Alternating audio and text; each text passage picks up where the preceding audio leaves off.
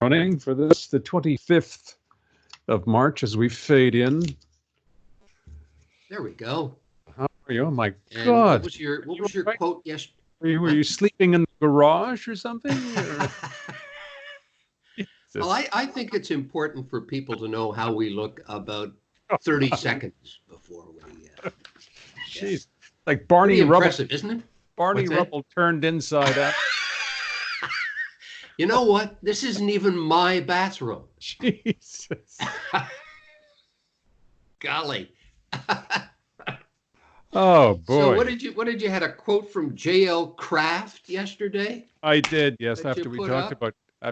about Kraft, people found that rather fascinating. I guess some people found it as fascinating as I did about the plant out in TMR there cranking out the peanut butter. So thumbs up to I'm them. just wondering Quickly, if people are self-isolating, if they should really take a chance and go out to their local store just to get peanut butter. But well, I guess they can order it.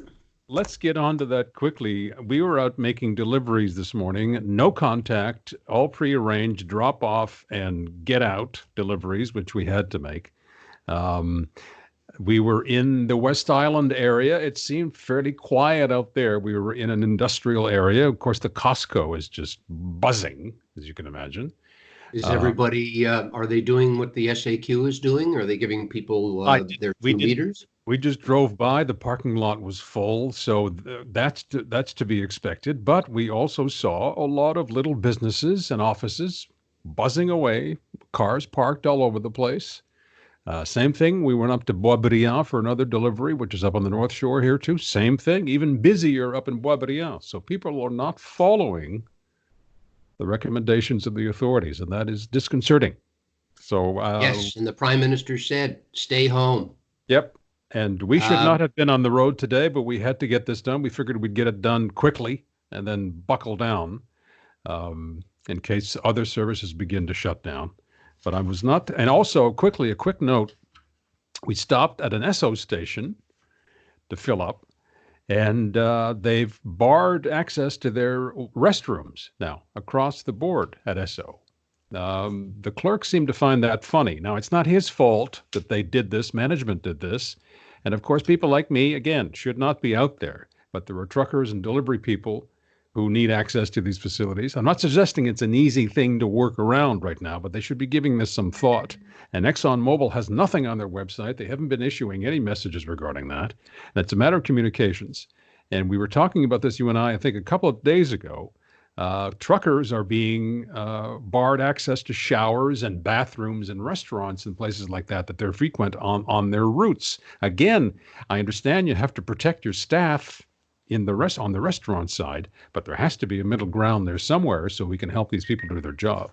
Yeah, so that's not my a simple rant. answer. That's my rant for today. Okay. Well, it's interesting you mentioning seeing all those people out and about.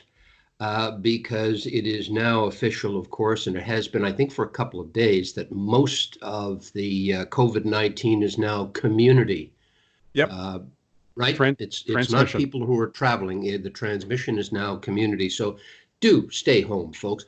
Vacuum. You were giving suggestions about things to do at home. You cleaned your toaster. Mm-hmm. I followed suit. I took it and threw it into the sink, filled it with water, and turned it on, and it's amazing how clean it is. Yes, okay. In what's left of my kitchen. Okay, I want you to run back down now, sit on it, and then plug it in. Toasted white arse. Oh, my. So you mentioned Mr. Kraft, what, he didn't listen to anything I said when you were kids. Yeah, so I've got a quote from Mr. Schneider. JL was born in 1871, I think. He was? He was a Canadian boy. It's true. He was born in... Ontario? Born in... I forget where he was born. Yes, born in Canada. Yeah. My God, one of the biggest food companies in the world. Yes, I always thought this JL Kraft thing, they had... what's his name? The actor, it'll come to me. He used to do the voice of J.L. Kraft, and they would fake the film you make it look old. Thing. Oh, I thought they did that for Schneider. Maybe they did that as well. Was it Schneider? No, it was J.L. Anyway, I thought that was BS, but no, he was born in Canada. Kraft was. I didn't know that. Yeah. Well, there's a quote from Mr. Schneider. Actually, it's not. He said, "Those aren't cold cuts, and I'm not Mr. Schneider." You stole that from Alrighty. David Letterman. I'm not Rudolph, and that's not my nose. Yeah, it sounds like a line right out of Police That's Squad. right. Actually, there are a Yep. couple of lines like that. I've been vacuuming. Yep. You mentioned doing things at home, And so I've been vacuuming. I've been humming A Walk in the Black Forest by Horst Jankowski since it came out of my mouth yesterday. And I posted it on Facebook. And Pat Burke used to work CJAD, was one of the first to, of course, she's of our generation too. So she thought it was pretty funny because she probably remembers that too and is probably ruining the day that she even. Anyway, you'll see it. What is it that you can't get out of your head is usually a piece of music you despise. Well, there's It's something not else. No, please continue. I'm just bringing something else up on the screen here. because it often gets to me, and it makes me crazy too, crazier, Here's because Horst. it's usually a piece of music at the piano there. There's Oh this my is Horst. Yeah, look at with the Walter Ulbricht glasses, right? Yeah, The East yeah. German Chancellor's glasses. I believe That's Horst. about what, 1966? Yeah, I think he's deceased now, but I love that tune because it's kind of a jazzy thing going on, but there's some ham-fisted piano playing going on in there. Ah, Ding, ding. Anyway, there's there's something Horst. about what it was, Andre Kostelanetz. Yes, Who's the one you like? There's this mid Nori 60s Paramore. German Well, pop. we'll talk about that in a minute. Let me just cover Okay. off on. I'm just about finishing up the Miles Davis doc. I watch it in pieces here because I do some work, then I watch it a little bit. It's very well done. I recommend it again.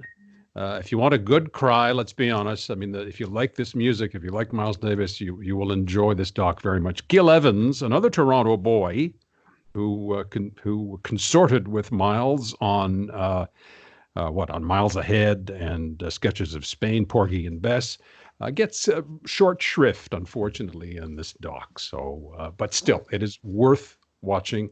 I'm quite impressed with the historical footage they've dug up and the clips, the interviews they're doing with his former spouse.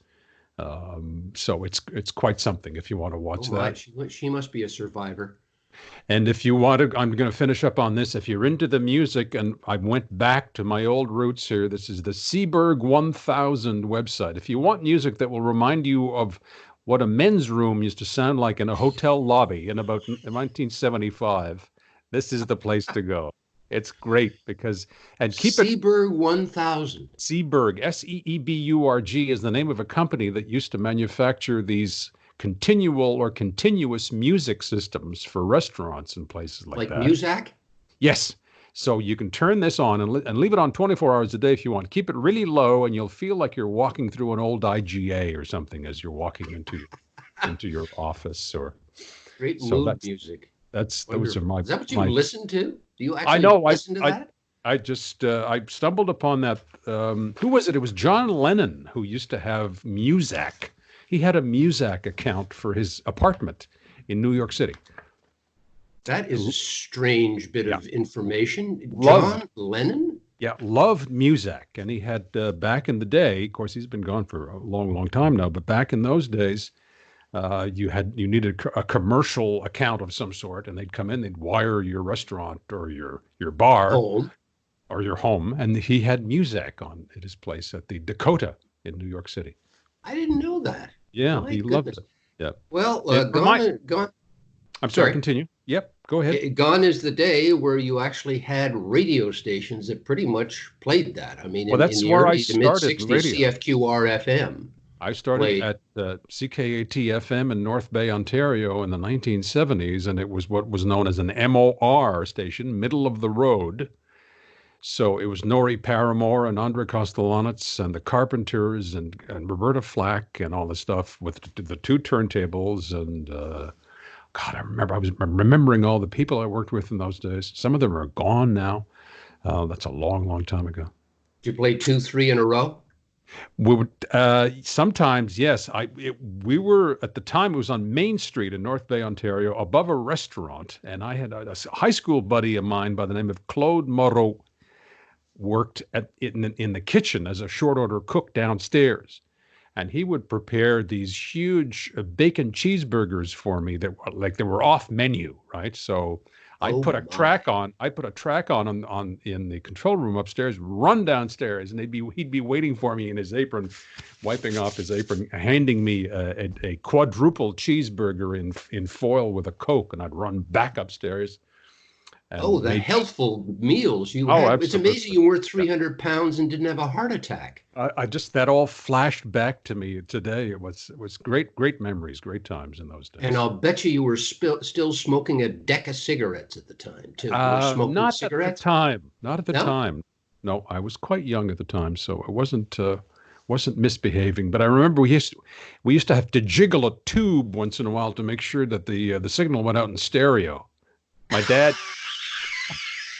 because The my we had technology was oh so yeah, sophisticated. we had a Pioneer receiver at home, and it had the stereo light would come on when you were listening to a stereo, Oh, and there was that's only right. one. Yes, I That's right. remember that. There was only one stereo station in town, so my dad had, and then the phone would ring, and then, hello? Yes, your dad. You're not coming out in stereo. Fix it. Oh, thanks, Dad. We always had these really lengthy philosophical discussions, and I'd hang up the phone. So One's just a little behind the other that's right. speaker. So that's right. So I'd have to reach under the amplifier, open the door, and the technicians didn't really care. So, and I had to jiggle one of the tubes, and all of a sudden it would come back, and he'd call back. It's okay. The light's on now. Well, it's true. LPs did not all. I mean, they made a big thing if they did come out in No, stereophonic sound, like Jackie Gleason's orchestra. it was the transmitter that wasn't transmitting. It was transmitting in mono only. So Oh, that's what it was seeing on the receiver. You see, it wasn't the record. It was the entire station that was going out on mono, and it should have so been that going. didn't it didn't matter what kind of receiver It your didn't dad really had, matter. right? No, No, it didn't really matter. your dad didn't care But anyway. he cared a lot about my future in Oh, radio, so he would make sure that the damn light was on so that we were broadcasting in stereo. he was in North Bay in those days. I thought he spent most of Yep. his working career in Toronto. Oh, speaking of Esso, he worked for Esso for many years at Young and St. Clair in Toronto. Oh, okay, Not but Young he and was St. in North Bay as well Yes, he worked for because you were the. born in Sudbury, right? Yes, he working for the Ontario government at the time. Ah, okay, okay. And listening to you, because you must have Because been he the had youngest kid on the nothing block. better to do than to listen to CKAT because there was nothing else in town. It was either you turned the damn thing off or you turned on and listened to CKAT Yeah, FM. I get in WCBS. Yeah. Whoa, whoa, right in Fort Wayne, Indiana. Oh yes. Yeah. Yeah. God, that's a And long now time. you must have been the overnight shift though. What the hell was your dad doing up at No, midnight no, no. This listening is to you? I was doing weekend swing. So I'd be on occasionally during the summer, I'd be on in the afternoons. 7 like 8-hour shifts, right? It was just Oh my God. Listening to Andre oh Castellanos. yeah, yeah, yeah. Julius Wechter and the Baja Marimba Band. Ding, ding, ding, ding, ding, ding, ding, ding, ding, ding, ding. And I've We're told you lucky we this, have gun laws in this country, right? but of course the station at the time, and then it was bought out by the AM stations. So the AM and FM stations were moved together at one point. So for a while, I was working for both stations. And God, I told you the story about what was it, MacArthur Park? The best tune to put on to go to the can was MacArthur Park because it was like Because 14 it's minutes not. long. Yeah. So I was working overnights at CFCH. I put MacArthur Park on, run to the can, come back. It'd been skipping in the middle of the record for about 5 minutes. Nobody called. Not a word. Someone left Someone the, left a- someone someone- left. Nothing. Not a word. Nobody called. The boss didn't say anything to me. It just skipped for 5 minutes on a He didn't 10,000 even watt notice. radio station. There was probably a guy in the Iqaluit wondering what the fuck. Yeah. Yeah, Richard Harris is pissed again, right? Right. That's an incredible story about the making of that song, right? They didn't want Richard Harris to do it. Yeah. He didn't know what the hell it was about. It was Yeah, you and I talked about the book about God. I'm losing my mind with names here, but the author of that song. You can look it up. You can Google it.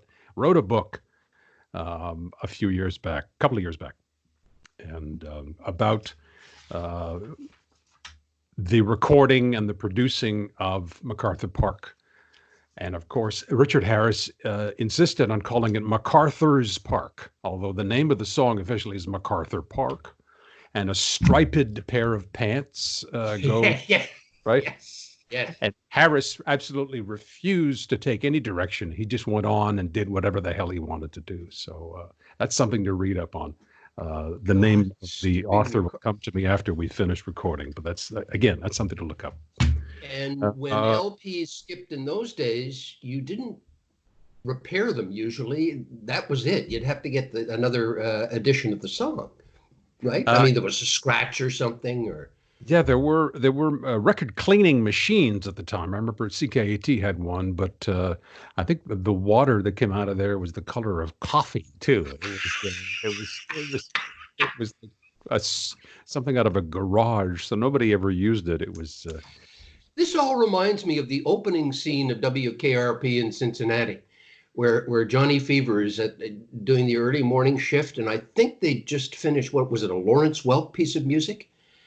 And Johnny's asleep, of course, and wakes up to do the extra to it.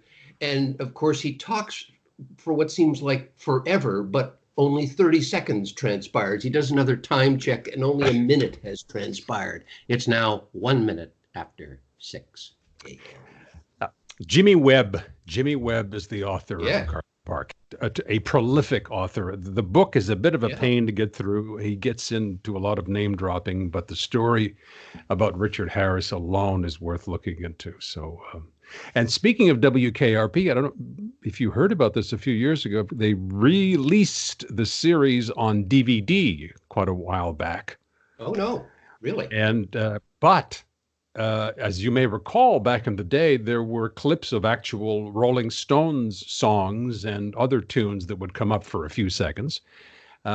When they prepared the series for release on DVD, they could not afford the rights for those, so they had to replace all of the music clips in every single episode with generic music. Oh, that's a shame, because the opening, I gather you're talking about the establishing music for opening a scene, right? No, or whenever they would put on a record, and before the next line of script would come on, you'd hear a couple of seconds of the Rolling Stones, "I Can't Get No Satisfaction." They could not afford to pay the required fees, so now you're stuck with some generic music that doesn't necessarily jive with the script in the show. That's too bad, because it was a fun and important part of the program. You mentioned doing remotes. I believe it was yesterday. Oh yeah. And of course there is the famous Turkey Thanksgiving remote, which is worth on WKRP, which is worth watching again. That one, and also the Ohio State police officer who does the Don't Drink and Drive promotion with Venus and Johnny. Yes. And the more Johnny drinks, the faster he gets at hitting one or the other of the, and of course, Venus is just gassed, right? Yeah. He's playing music on the bottle.